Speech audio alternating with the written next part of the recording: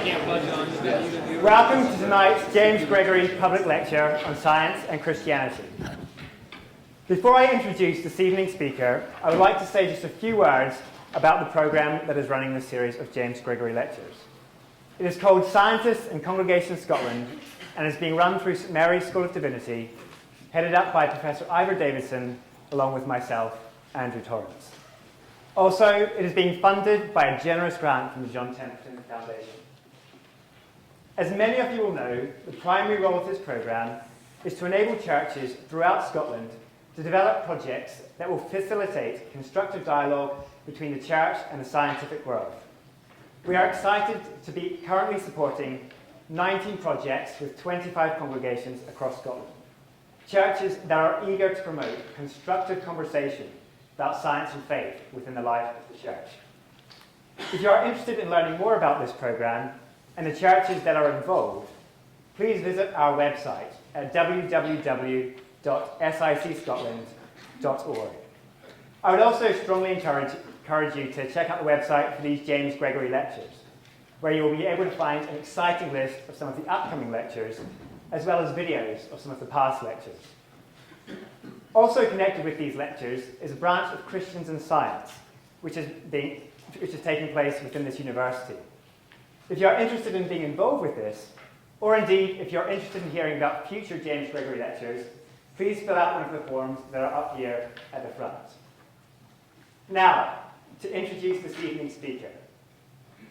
Professor John Wyatt is Professor Emeritus of Ethics and Perinatology at University College London, an honorary consultant neonatologist at University College London Hospitals. He has over 25 years of experience in this area, working on the mechanisms, prevention, and treatment of brain injury in critically ill newborn infants. More recently, Professor Wyatt's work has focused on the ethical and social issues raised by advances in biomedical technology concerning the beginning of life. He is lead for the Clinical Ethics Network at University College London Hospitals, and he is a member of the ethics committees of the Royal College of Physicians and the Royal College of Paediatrics and Child Health.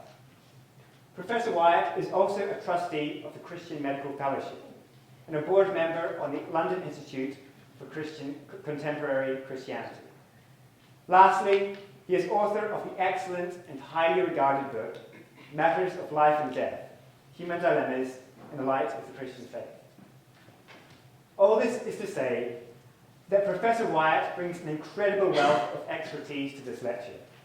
He is a leading scientist, a highly experienced medical practitioner, a major public voice, and also a devout Christian who has devoted himself to thinking about the positive ways in which his faith informs his work, as he agonizes and wrestles with some of the serious dilemmas facing the world of modern medicine. It is a tremendous privilege and a huge honor to have Professor Wyatt join us this evening to present on the question, what is a person? Insights from Neuroscience and Christianity.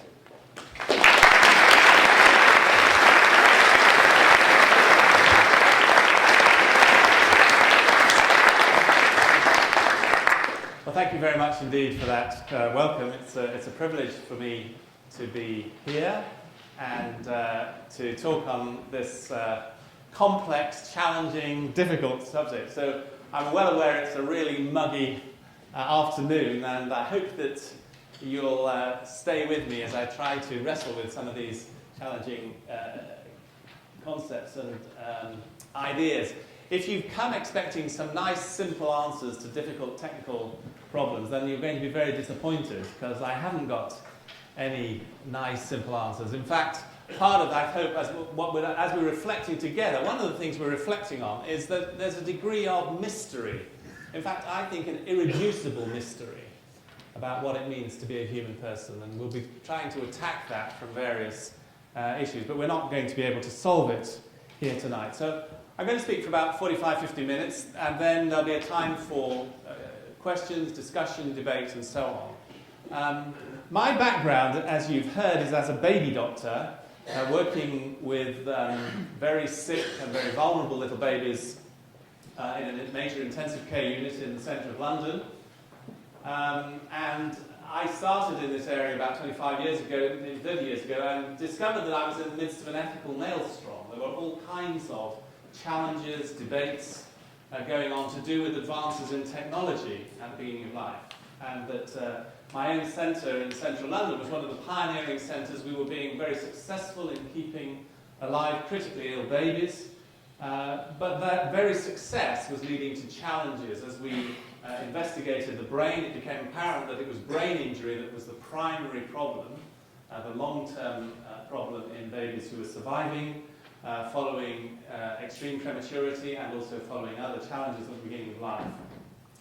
And so there were direct clinical challenges, there are direct clinical challenges about whether or not it's ever right to allow a baby to die at the beginning of life, and how we treat and regard these fragile beings, especially in a context where abortion, including late abortion, or as it's kind of feticide, is actually going on at the same time. One of the bizarre things about a modern medical systems, including the hospital at UCL, is that in the very same place where we are struggling to save extremely tiny and vulnerable little babies, going right down to the limits of viability, which would be something like 22 weeks of gestation, out of a normal 40-week pregnancy, it's now possible for babies at the limits of viability, 22, 23, 24 weeks of gestation, to survive.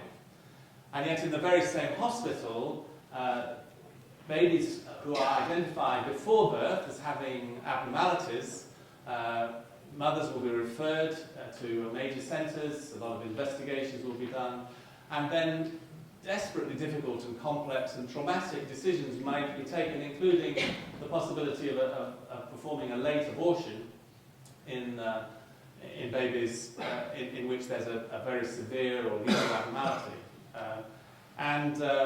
It's little known, but in the law in the UK, it's actually legal for a late abortion to be carried out for medical reasons at any stage in the pregnancy, all the way up till term. And although the numbers are small, it does actually happen on a regular basis. In my hospital at UCLH, that fetuses at 24 weeks, 26 weeks, 28 weeks, 30 weeks, even 32 weeks, are aborted because they are identified late in pregnancy as having some major abnormality. And many times in my career, I have been called away from the neonatal intensive care unit, where we're struggling to keep alive a tiny little baby, maybe 24 weeks gestation with neonatal intensive care. I've been called away to go one floor up to the fetal medicine unit to counsel a mother who's considering having to discuss with her the possibility of having an abortion, and the baby in her womb is considerably bigger and tougher and stronger than the baby we're struggling to save one floor down. And you ask yourself, how is it possible in one hospital and in one medical service to have these apparently totally contradictory activities going on? And these are not just, therefore, interesting philosophical issues, they're profound human issues that we're called to wrestle with. And there are no easy answers. I don't have any easy answers. And I think it's always important to remember that so many ethical and philosophical dilemmas, they start with issues of human pain. They start with people who struggle and agonize and worry and bleed and die. And so as we're talking about some of these profound issues, we need to remember that. And remember that some of us, many of us are affected by this. One of the issues which I'll touch on is the issue of dementia, and how the whole question of dementia, what this means to our understanding of what it means to be human. And I know that there'll be many people in this room who a loved one maybe has been affected by dementia. I myself had to watch my mother develop a progressive, profound form of dementia, and in front of her eyes she was transformed into someone who was utterly and totally dependent on the love and care of others, who could do nothing for herself. So where is the person? What happens to the person when this kind of tragic and progressive brain disease strikes? And what does this What can we learn? How do we respond as a human community to some of these challenges? These are much more than just philosophical, theological debates. That's actually my hand and one of the babies on the baby unit, just to give you an idea of scale. That's the brain from an extremely preterm baby. We know that it's a preterm baby because if you look at the surface of the brain, it doesn't have any of the normal crinkles, the sulci and the gyri of even a brain of a baby at term. That's because it's a very preterm baby at 24 weeks. The brain is actually very underdeveloped, still in the process of developing. But unfortunately, this baby has suffered a massive hemorrhage, a form of stroke, into the centre of the brain. And we can predict with some accuracy what the likely consequences for that baby would be. We can predict that this baby would have a particular form of cerebral palsy and would have some difficulties, learning difficulties. So having this information at the beginning of life in a baby who's undergoing intensive care, how do we use that information to make decisions? And one of the extraordinary things is that modern technology is giving us knowledge which previously was godlike knowledge. Nobody but God could have that kind of ability to predict what a child's life might consist of. Now, through technology, we're able to predict the future, but godlike knowledge leads to godlike responsibility. And how, as human beings, do we have the ability to make these kind of extraordinary responsible decisions? Not long ago, in 2012, the Journal of Medical Ethics published a paper called After Birth Abortion.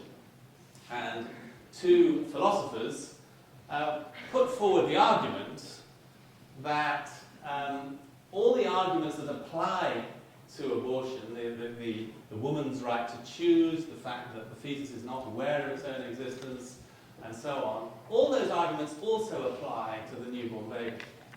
And so these philosophers suggested that in cases where the baby was brain damaged, or even was seriously unwanted, and the life of this baby might have an adverse effect on the family, then that it ought to be legal for the life of a newborn baby to be terminated.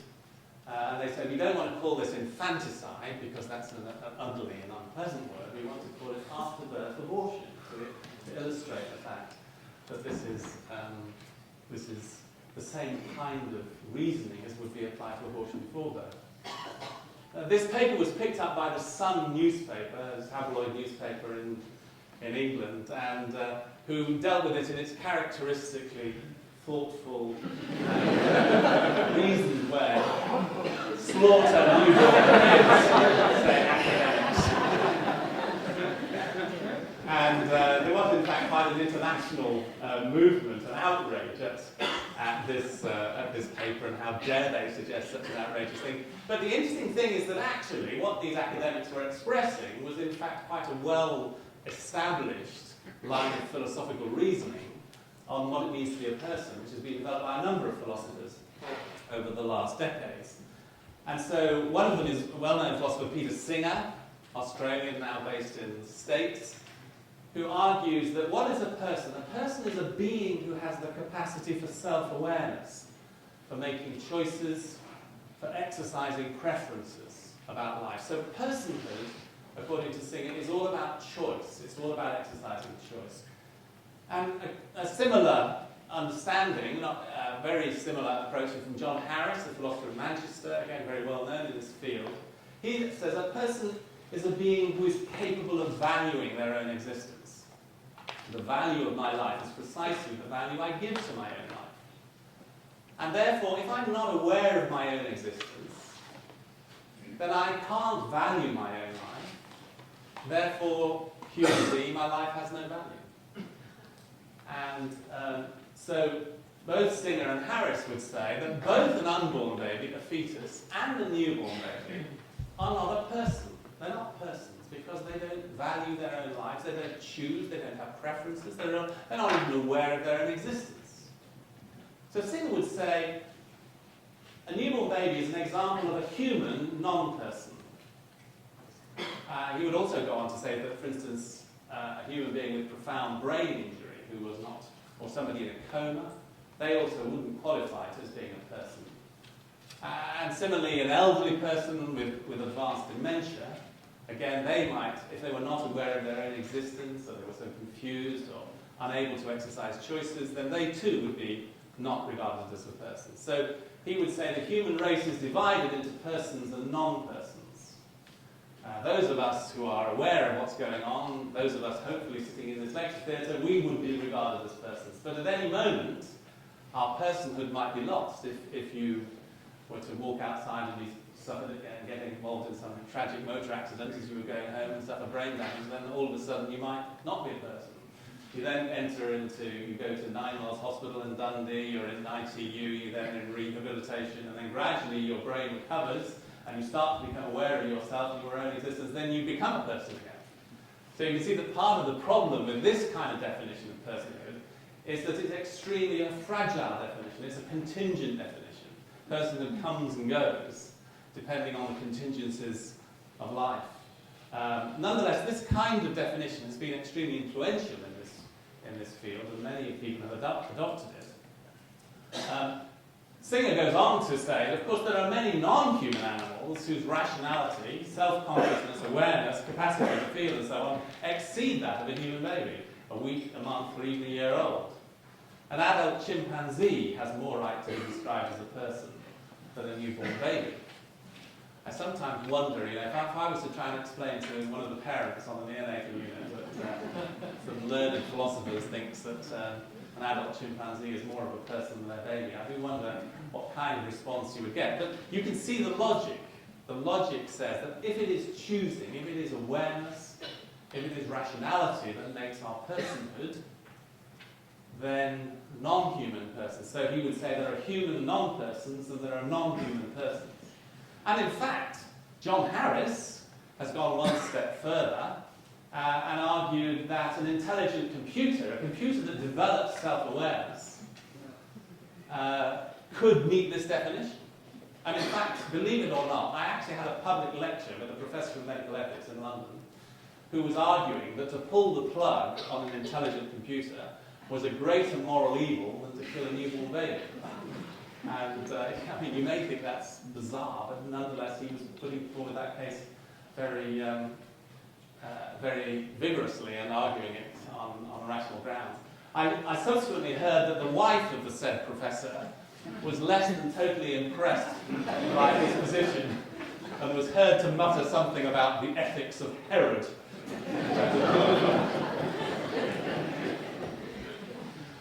So, as we come to think about the human brain, we have to realise that there is a profound mystery here. And part of the mystery is summarised in this saying, which several people have said. I can't work out who's the first person to say this, but this is my version of it. But basically, if the human brain was so simple that we could understand it, then we would be so simple that we couldn't understand anything. You see the problem? The problem is that how on earth can the human brain understand itself? How are we ever going? There is a fundamental problem. How can we transcend ourselves, get beyond ourselves, in order to comprehend, in order to describe ourselves?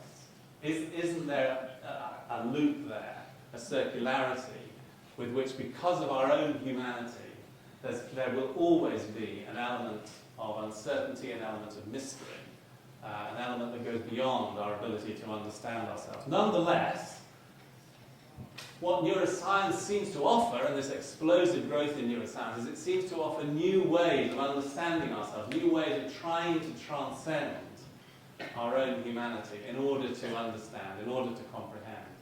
So I'm going to give you just a very brief and very selective overview of some of the areas of neuroscience which I've found particularly interesting and challenging, and reflect together on some of the possible insights. Now, neuroscience is expanding at an extraordinary rate and is vast, and I can only just deal with very small areas and at a very superficial level. This is a fascinating study to me, and these are patients who are in what's called a persistent vegetative state. These are patients who suffered severe brain injury and are in a profound coma. So much so that they're completely unresponsive. And the general assumption has been, with these patients, they're able to breathe, they're able to excrete and so on. The reason they're called in the vegetative state is not because they're a vegetable, it just means that the vegetative functions of the nervous system are intact, but that the higher functions, the intellectual functions, have been lost. And so these people appear to be in a deep coma. They often seem to go through a sleep-wake cycle, but there's no communication, there's no sense of that they're actually engaged or involved. And so the assumption has been that these people were like in a deep sleep, were totally unaware of what was going on. But a group in a UK hospital, using functional magnetic resonance imaging, put a group of these patients in persistent vegetative states in their deep coma. They put them in the magnet and they asked them to imagine something. They just spoke to this comatose person. And they asked them to imagine themselves playing a game of tennis. And in some of the patients, remarkably, the brain areas which were associated, if you asked a conscious, healthy volunteer to play tennis, lo and behold, the same brain areas lit up. And then they asked the same person to imagine themselves walking from room to room in their own home. And a different set of areas of the brain connected with spatial navigation lit up in the MRI scanner. Now, this was not true of all patients in persistent vegetative state. A whole number of patients, there was no response at all. But there were a significant small number of patients that showed this response. And so the conclusion of the researchers, well, actually, these people were totally aware of what was going on. But they were locked inside a body that was completely unresponsive. And so, through the power of this technology, it is actually possible to demonstrate how some intrinsic conscious awareness is possible, and cognitive processing can be possible, even in people who are in the most profound, apparent, unresponsive state. And this is actually now becoming more used widely as a diagnostic test. And in patients who do show this kind of awareness, of course, they're treated in quite a different way in terms of engaging conversation and explanation of what's going on, and being treated as a conscious and alert person, even though there's apparently no response at all. Another area of neuroscience, again using functional magnetic resonance imaging, has shown the extraordinary way in which our brains seem to be hardwired to respond to the movements of other people. So it turns out that when we observe other human beings involved in action, the same areas light up in our brain that would have been involved if we were doing those actions.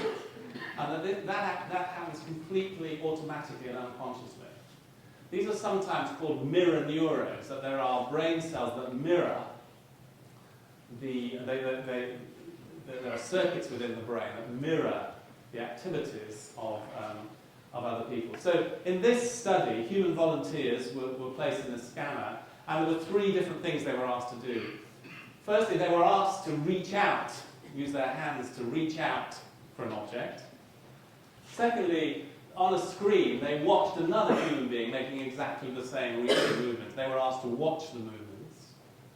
And then thirdly, they were simply asked to imagine, not to move their hands at all, but simply to imagine what it would feel like to reach out.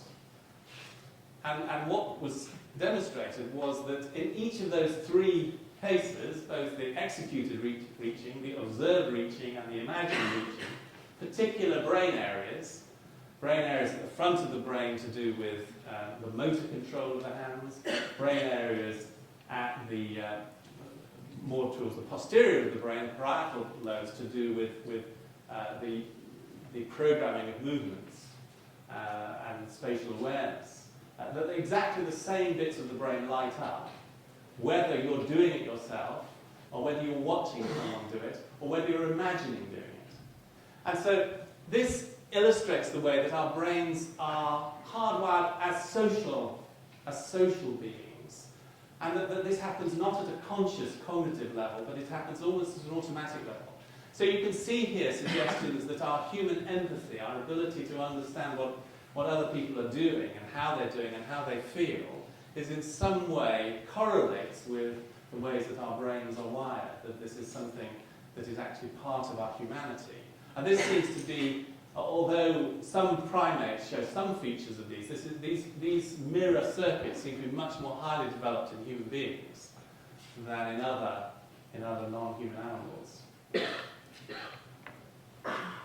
And a third element that a lot of modern neuroscience research emphasizes is the very close relationship between the body, the physical body, as well as our minds and our thinking processes. So it's interesting that rather than the old and often Greek idea that our minds were somehow completely separate from our bodies, that the body was like just a case in which our thinking mind was rationally processing, that modern neuroscience shows much more the intimate connection between what's going on in our bodies and what's going on with our minds. In other words, we think with our whole bodies. We respond, we perceive with our whole bodies, not just with our brains. And one example, a very well-known researcher, Dementia, has emphasized the close relationship between our bodily responses and emotional responses. So that when we perceive something, for instance, something frightening, the first response is to go into our brains. That causes certain reactions in our brains, which then stimulate responses in our body. So our pulse suddenly speeds up, we release adrenaline into our bloodstream, our muscles quiver, we start sweating, and then our brain perceives these changes in our bodies, which then becomes the feeling of fear. So that our feelings, our emotions are intimately tied in with these bodily responses.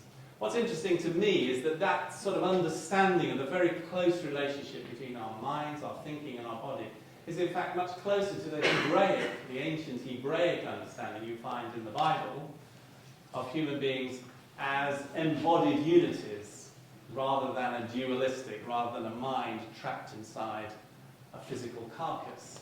And it's interesting how modern science in many ways is emphasizing this embodied nature of our humanity. There's been a lot of interest in the neuroscience of our moral responses and moral intuitions and how these respond. And there's quite a lot of evidence showing again how our brains seem to be hardwired to be sensitive to making moral judgments in an extraordinary way. In this study, a group of volunteers were watching a video in which there were a variety of actions were going on between beings, like a little mini film. And in some cases, somebody was struck accidentally with a golf club, and it was clear that it was just an accident, that they were swinging, aiming at the golf club, and accidentally struck the person. But in other clips, it was clear that someone was being struck intentionally, that they were actually being intended to damage, to do harm. And the response of the brain of the volunteers to these scenes was being monitored. And what was apparent was that the brain responded extraordinarily rapidly in a different way, where the action was accidental to where the action was intentional. Where there was the intention to cause harm, particular circuits came on with it extraordinarily rapidly. So this shows the number of milliseconds. This bit of the brain responded between 62 to 140 milliseconds, so 1,000 milliseconds in a second. So that's 0.06 to 0.1 of a second. That bit of brain responded, and then that immediately led to a further response here in the amygdala, the center of the brain, and then in the frontal part of the brain, which is particularly associated with judgment and reasoning and cognition. But those centers only lit up where the intentional harm, and they didn't light up where it was an accidental injury. But these things responded far more rapidly than anyone was able to sit down and think, that's bad, you shouldn't do that. So it's as though the brain seems to have these hardwired circuits to allow us to understand intention very rapidly. Now that doesn't mean that there's other evidence that shows that we are capable of using our rational processes to overcome these initial snap judgments. And so, for instance, one of the interesting things that in medicine you learn is that you see some things which look as though they're very damaging, as though that poor baby is being tortured, but actually you know, as you stop and think about it, no, this is being done for the baby's good. This is the insertion of that intravenous line is not somebody trying to torture the baby, there's somebody actually, the moral judgment of going on here. So one's initial reaction is revulsion, stop doing that, you mustn't do that, but then the other areas of your brain come in more slowly and say, no, actually there might be a reason for doing that. So one can see, again, how this very interesting interface between these connections in our brain, the circuits which are designed to understand intention in other human agents and to work out the difference between intentional harm. Interestingly, the circuits which respond to harm and to moral evil are much more rapid than the circuits which respond to good and the reward circuitry. So it seems that we are designed to be able to detect harm very rapidly. And perhaps you can, one can imagine how that may have value for us as a society to be able to detect when somebody is doing something in our midst which is intentionally harmful or evil or dangerous.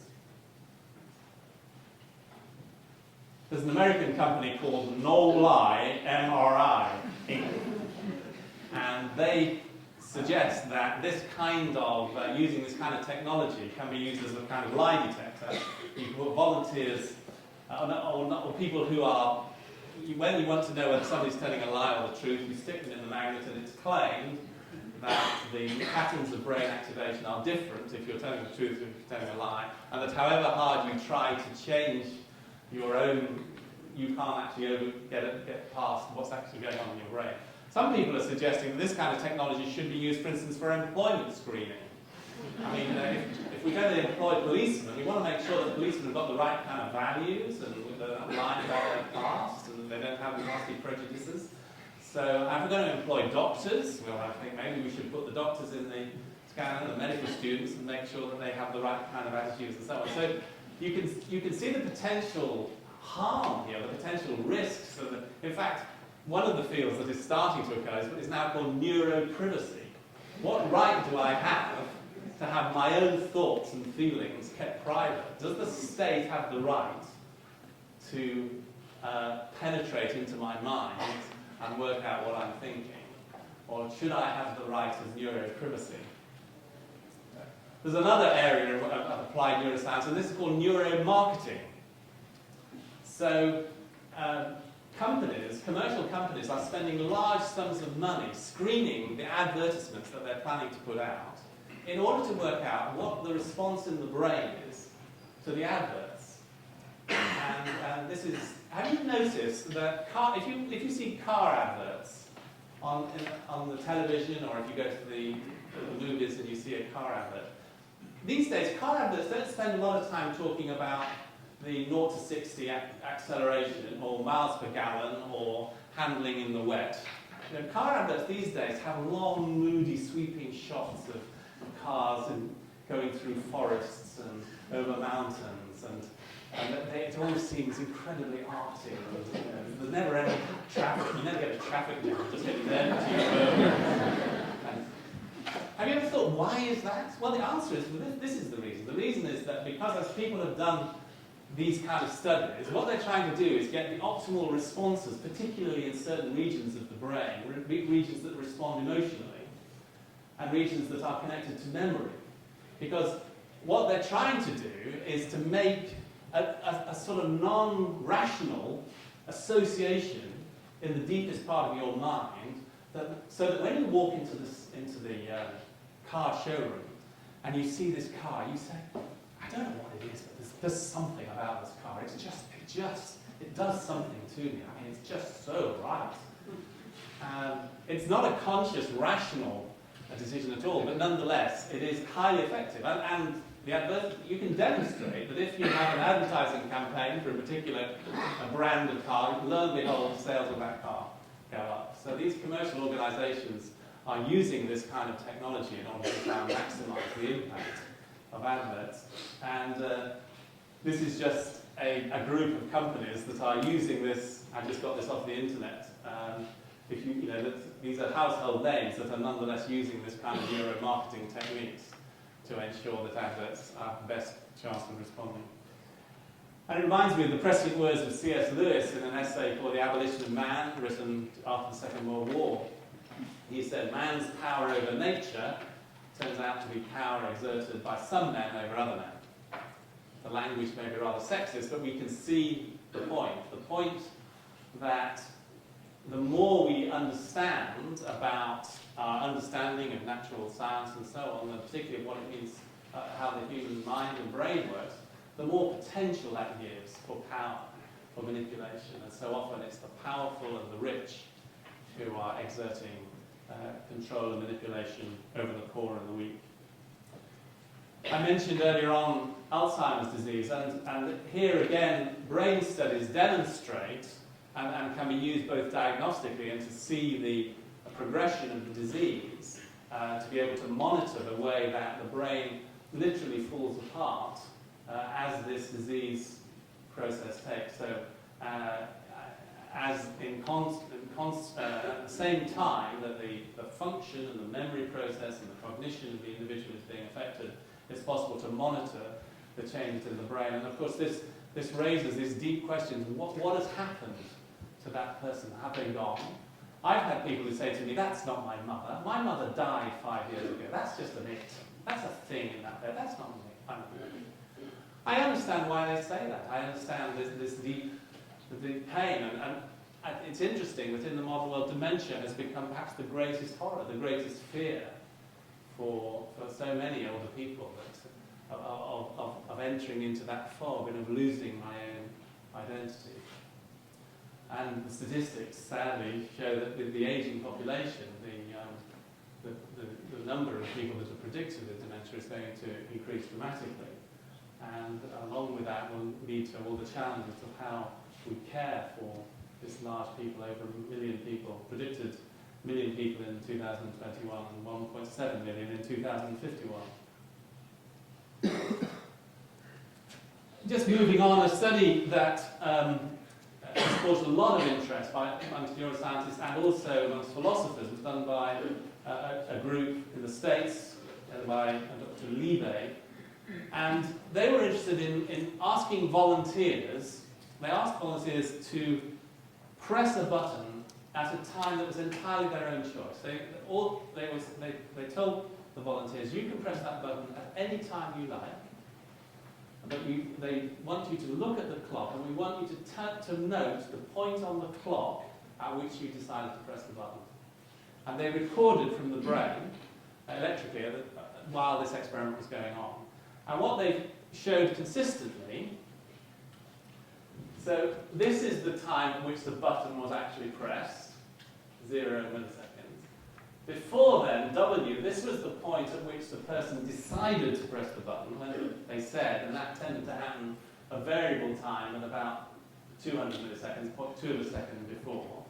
But they showed consistently that when you look in the brain, there's a change in electrical activity, which is starting considerably in advance of the time when the person said, I chose to press the button. And a number of other experiments have been done like this, and this kind of result has been found repeatedly. And some people, including some philosophers, have gone on and said, well, this proves that our belief that we can choose, that we're free to choose when we press the button, is in fact an illusion. Because in fact, the brain had decided already mechanisms were going on inside the brain to start pressing the button before the person became aware. So they thought they were choosing to press the button, but actually what had happened is that unconscious mechanisms within the brain had already started. And therefore, the idea of choosing actions was an illusion. Now, if you think about it, sitting there thinking, am I going to press this button now? Am I going to press it now? No, wait a minute, no, yes, I'm going to press it now, yes, I'm going to press it now. That's a pretty strange understanding of conscious intention. Most of the time when we're choosing to do something, it's something that takes place over minutes, hours, days, a sort of considered decision. Very different from choosing to press a button. So I think many neuroscientists and others think that the philosophers have perhaps gone overboard on this, have over-interpreted in this very particular experimental model what is much more profound. But nonetheless, this kind of experiment fits into a narrative that says we are merely determined by our neuronal mechanisms. Our thoughts about choice are merely an illusion. And a whole number of people are arguing that today. And this is Susan Blackmore, a well-known commentator and researcher. There are three interlinked issues here: self, consciousness, and free will. I think they're all illusions. There is no such thing. Matt Ridley, there is no me inside my brain. There is only an ever-changing set of brain states, of distillation of history, emotion, instinct, experience, and the influence of other people, not to mention chance. And somebody else who said, the most profound thought of man is simply an exchange of potassium and sodium. There's nothing else there. Get with it. There is simply neuronal machinery. And as we're all here, really what's going on is that sort of strange unconscious processes are going on in my brain, and they're causing reactions, and it's causing my mouth to move, and out of it are coming these sounds, and these sounds are going through the air and into your ears, and they're causing strange reactions in your brains. But that's all that's going on. Central nervous systems are interacting with central nervous systems. There's nothing else. There's no human, there's no person, or the person is just ultimately an illusion. Francis Crick, the well-known scientist who was involved in the identification of the DNA molecule, he then spent the rest of his career looking at consciousness, and this was his conclusion. You, your joys and your sorrows, your memories and your ambitions, your sense of personal identity and free will are in fact no more than the behaviour of a vast assembly of nerve cells and their associated neurons.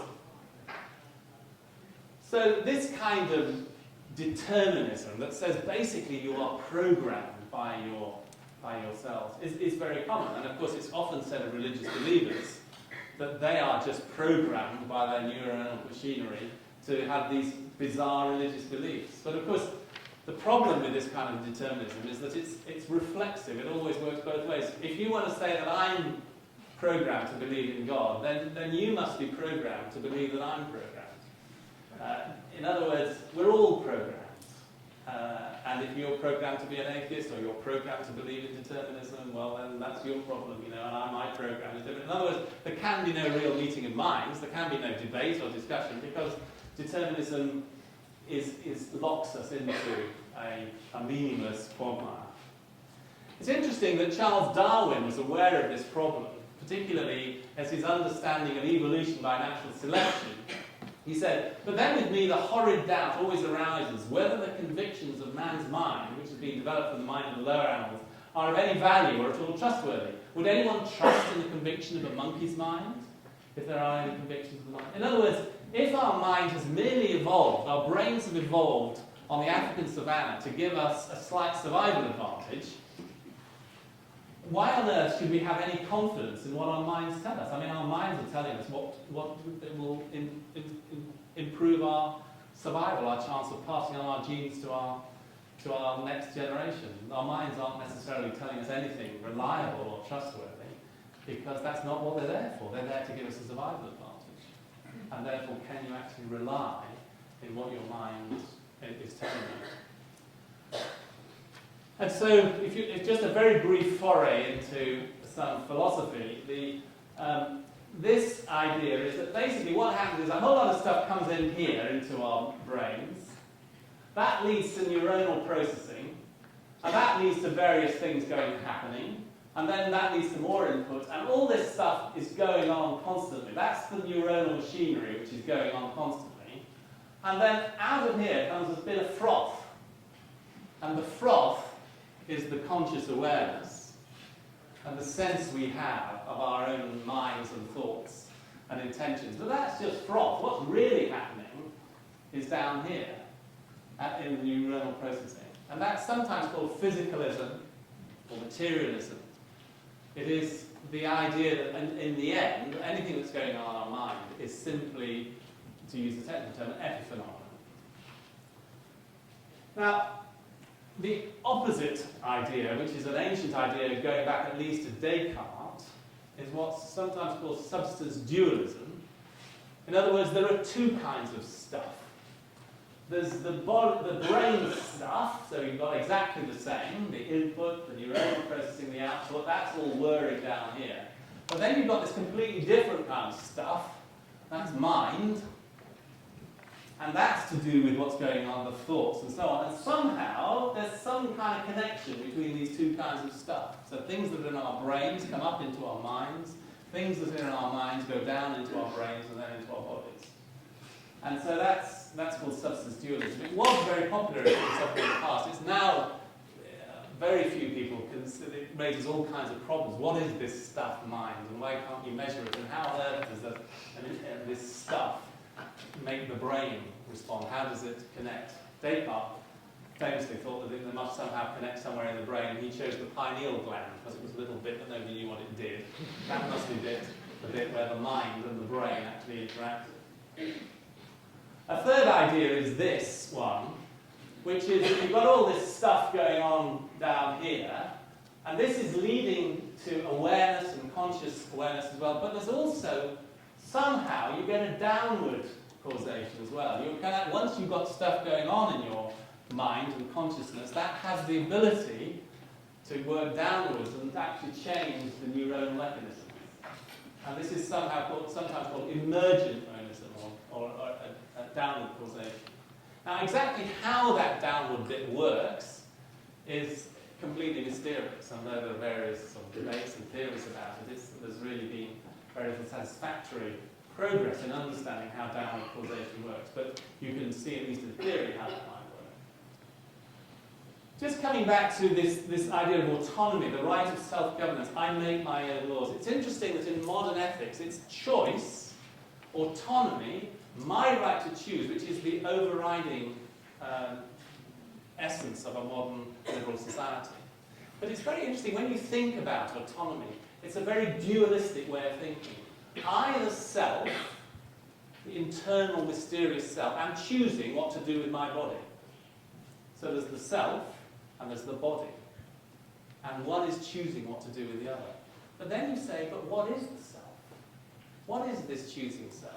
Answer, it's simply an artifact created by my body. There is no self. It's simply, so how can the self be making choices about my body when the self is merely a reflection of the self? Now, there's a problem there. In other words, there is a profound incoherence, I think, in modern secular thinking between, on the one hand, the liberal emphasis on individual autonomy, on choice, and on the dominant view of neuroscientific physicalism, which regards the self as an illusion. You can't have both. You either say choice is really important, or you say choice is an illusion. But you can't have both at the same time. And yet it's interesting how actually in modern society it seems that that's the way we're going. We're trying to have these two fundamentally incompatible and incoherent ideas. Just very, very briefly to mention that not only is this an issue in terms of how we understand our own humanity, but increasingly is the idea that we can create robots and intelligent machines who will simulate our own humanity. And believe it or not, 3 of these beings in this photograph are Homo sapiens, and 3 of these beings are robots. And you can see on YouTube, you can see the 6 of them sitting around a table and having a conversation, and actually it's quite difficult to work out who the human beings are and who the robots are. And this is a sort of nightmarish vision of the future, where actually you couldn't be completely sure that I was the real John Wyatt. The real John Wyatt could be sitting at home in the studio, and I've just sent my avatar, my robot, to come and give this lecture. And would it matter if I was actually a machine that was simulating being a human person? What is the difference between a perfect simulation and the real thing? Is there a difference? And so on. So these are troubling and difficult, and they're real problems. They're problems which are going to confront us. In order to do science, you have to believe that it's possible for the human brain to work out the fundamental rules on which the universe is based. That's the essence of which science, the faith you have to have a science. And yet, here we are as this pathetic carbon-based life form, stuck on a sort of insignificant and unfashionable arm of the galaxy, in a very insignificant star. Is that likely that this insignificant carbon-based life form is going to be able to work out the fundamental rules of the universe?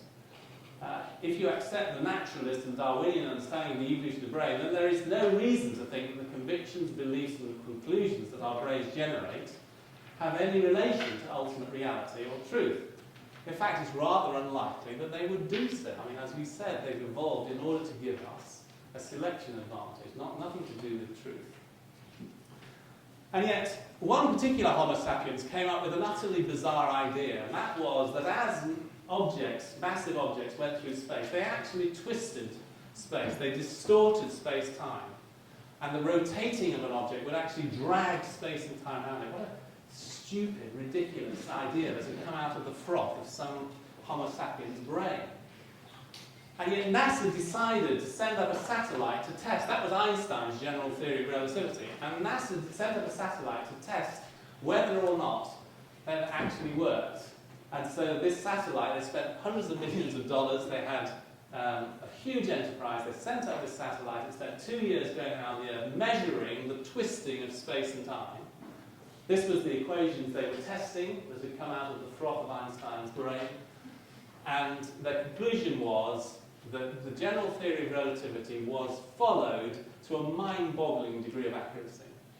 That precisely the degree of the twisting and bending of time that Einstein predicted was actually what was happening in reality. Now, isn't that rather strange? What there seems to be is some kind of correspondence between the human brain and the ultimate nature of reality, the ultimate nature of the way things are. To use a homology, a correspondence, which is actually very mysterious and hard to explain. And as Einstein said, the eternal mystery of the world is its comprehensibility. Another well-known mathematician wrote a paper called The Unreasonable Effectiveness of Mathematics in the Natural Sciences. And what he commented on the fact was that all these mathematicians were sitting in playing games, coming up with all kinds of wonderful formula and theory and playing games, and then lo and behold, these weird games they'd been playing, the scientists, the physicists went out and tested them, and they worked. They actually described things that were happening in the real world. How does that work? Why should that happen? Why should there be some kind of correspondence between the human mind and the ultimate nature of reality?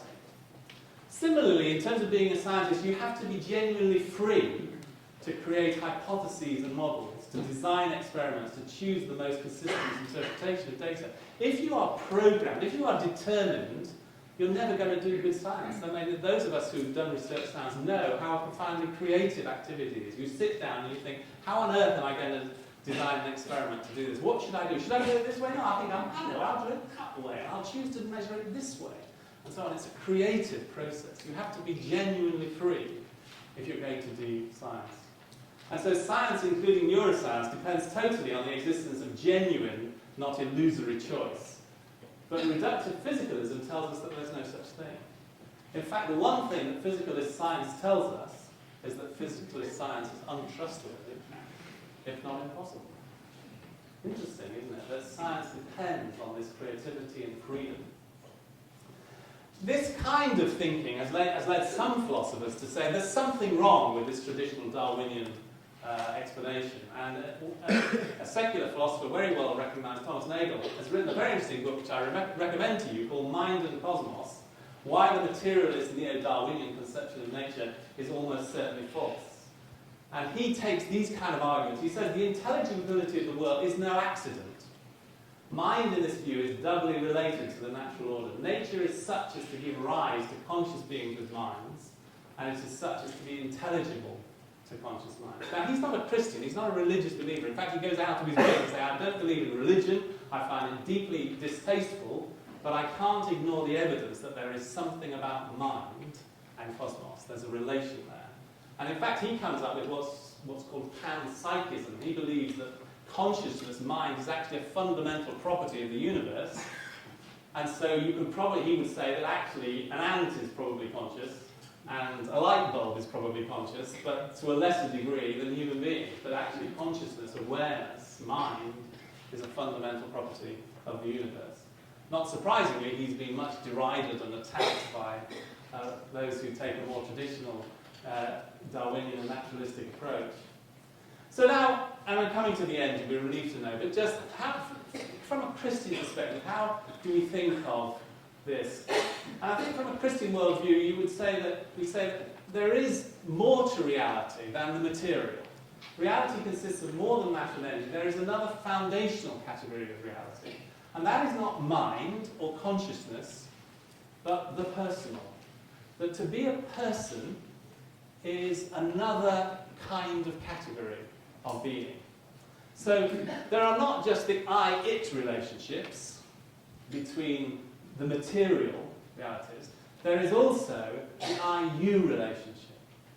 That we recognize that there is something different about you and me. We are both persons, and that there is something strange and mysterious about that. And here's just a sort of illustration. Just imagine that I'm a physicist and I'm very interested in the absorption of light and so on. I'm taking certain measurements. I'm measuring precisely the absorption of light in different areas of a particular laboratory. And as I'm measuring that, I notice that there is some differences in absorption here. And I sort of draw back, and I draw back a bit more.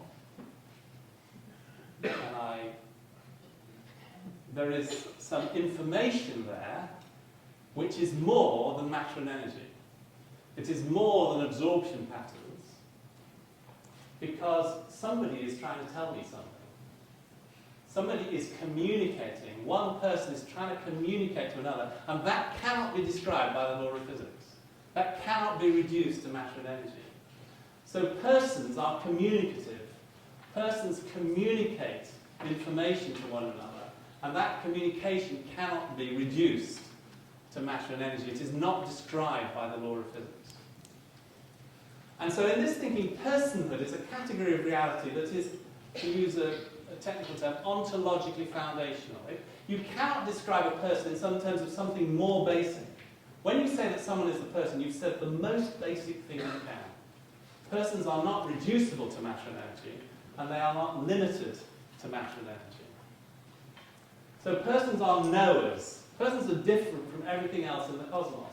Persons are knowers, they know things about reality. Persons are agents, they do things, they have intentions, they make things happen. Persons are rational, they understand, they use logical analysis. Persons are communicative, they speak with the intention of being understood. Persons are creative, they're generally innovative and free. Persons are moral, they understand good and evil. Persons are lovers, they entered into committed and profound relationships with other persons. None of these categories can be described in terms of material things, in terms of matter and energy. It's another kind of being, it's another way of understanding reality. And this is closely related to the idea that human beings in Christian thinking are made in God's image. So in Christian thinking, human beings are not self-explanatory. We are derivative. We derive our meaning from outside ourselves. And in the early chapters of Genesis, God the Creator says, let us make human beings in our image, in our likeness, to reflect our own being. So here's some kind of analogy. Just imagine that some alien being on the Andromeda galaxy is receiving through deep space this strange, distorted image. And you can imagine those alien intelligences, however much they analyze this image in terms of its physics, in terms of the precise frequency absorption ranges, in terms of the topological arrangement between lines and colours and so on, however much they analyze that image, they will never understand what they're looking at unless they recognise that actually it's a map. It's the London Underground map. And that strange, those lines and colours, that very abstract image reflects something completely different. It reflects these strange metallic objects which go trundling through the Earth at a particular point of the planet. So these two things, which seem utterly and totally different, have a hidden connection. One is a map of the other. One is an image of the other. Now that's just an analogy, but perhaps in Christian thinking, the Creator God, the God of the cosmos, chose to take a humble, pathetic, carbon-based life form and make it a map of his own being, a map of his own character and reality. And therefore, you would never understand what it means to be human unless you understand that actually We are made in God's image. And that is what our personhood is. Our personhood is derived from the fact that we reflect the character. Because God is a person, so therefore we are persons. There is a homology. So human beings are not self-explanatory. The structure of our own humanity, the values and purposes of our lives only make sense because we're made in God's image. And our dignity and significance, therefore, doesn't come from the ability of our neurons to work, from our mental capacities, but it actually comes in some strange way from our godlikeness. And because we are godlike beings, our thinking, our mental processes, our subjective awareness are somehow linked to the mind of God. And hence, to the fundamental structures of the universe. So that, in Christian thinking, explains the homology between the human mind and the ultimate nature of reality. And this, of course, is what Johannes Kepler, the Christian astronomer who worked out the ellipses, the planetary movements, he said, I am thinking God's thoughts after him. In other words, in Kepler's mind was some kind of homology to what had been going on in God's mind. And that explained why science was so successful, because of our godlikeness, because of our personhood. So in Christian thinking, personhood cannot be defined in terms of more basic elements, but persons are constituted by their relations, by their being, derived from the movement of communion, from the freedom to give oneself to another. And so, in Christian thinking, therefore, our personhood is ultimately held by the God who knows us and loves us and cares for us. Our personhood is held, our identity is held secure, ultimately, in the knowledge of God. So whereas Descartes said, I think, therefore I am, a possible alternative is to say, you love me, therefore I am. My being, my ultimate reality, my personhood is held in the fact that I'm loved. I'm loved in a human community of people who know me and love me and care for me, but ultimately it's the God who called me into existence, who knows me and loves me. And therefore, even if my brain is decaying by Alzheimer's disease, even if I'm becoming confused, even if I can't remember who I am known, my identity, my personhood is held and known in the knowledge of God himself. It's God who holds my identity utterly secure, whatever happens to my brain, and who holds and knows and loves me in the Christian hope, in the possibility of the hope of resurrection, that the God who remembers and knows me will bring me again into a new heaven and new earth. I close with the story I told last night. This little baby was born to some very close friends of ours in a church in London. It was their first baby. They were married. They were desperate to have a child. And then this wonderful news, she was pregnant. And then it all turned to tragedy because prenatal testing indicated that the baby had a very profound genetic abnormality called Edwards syndrome, a lethal abnormality. And there was no chance the baby would survive more than a few days or weeks. And in this situation, nearly every doctor would recommend an abortion. What possible reason would there be to carry on the pregnancy if you know the baby's going to die? And yet after a lot of weeping and agonizing, Alan and Verity felt this is the baby that God has given us, and we must welcome this little baby. So little baby Christopher was born. He had all the classic signs of Edwards syndrome. He had severe brain abnormalities. But to everyone's surprise, he didn't die straight away. He was a tiny little shrimp. He weighed 2.5 kilos, about 5 pounds. They took him home, and they used to come and bring him every week to All Souls Church in central London, where he became like a mini celebrity. And everybody wanted to give him a cuddle, and he was much loved, and he was really welcomed into the church family. A very significant, he was the smallest member of the church family, but a very well-known and celebrated member who was cuddled half to death every time he came to church. And he, for 7 months, he used to come with his parents, and then he got weaker and weaker, and he died quite peacefully at home. And a memorial service was held for little baby Christopher, and 400 people turned up to pay tribute to this tiny, pathetic, deformed little baby. When he died, he was 2.5 kilograms, exactly the same size as when he was born. And yet, it was an amazing celebration of his life. And one of Alan and Verity's friends said, you know, although Christopher couldn't grow, he helped other people to grow. And so this strange thing that Christopher too was a person. Yes, a very flawed and damaged person, but nonetheless someone special. So personhood, I mean, Peter Singer, many philosophers would treat a being like this almost with contempt. And yet, I myself witnessed the impact, and I've seen this many times, the impact that tiny, disabled, little life can have. So personhood is a mysterious thing, a wonderful thing, something that transcends our natural material things. Personhood is immaterial, but it's also closely linked to our physicality. And Joseph Piper said this: love is a way of saying to a person, it's good that you exist. It's good that you're in the world. So to be a person is to have the right for someone to say, it's good that you exist. It's good that you're in the world. And so may we learn to build a community that says to one another, it's good that you exist. It's good that you're in the world. Thanks very much.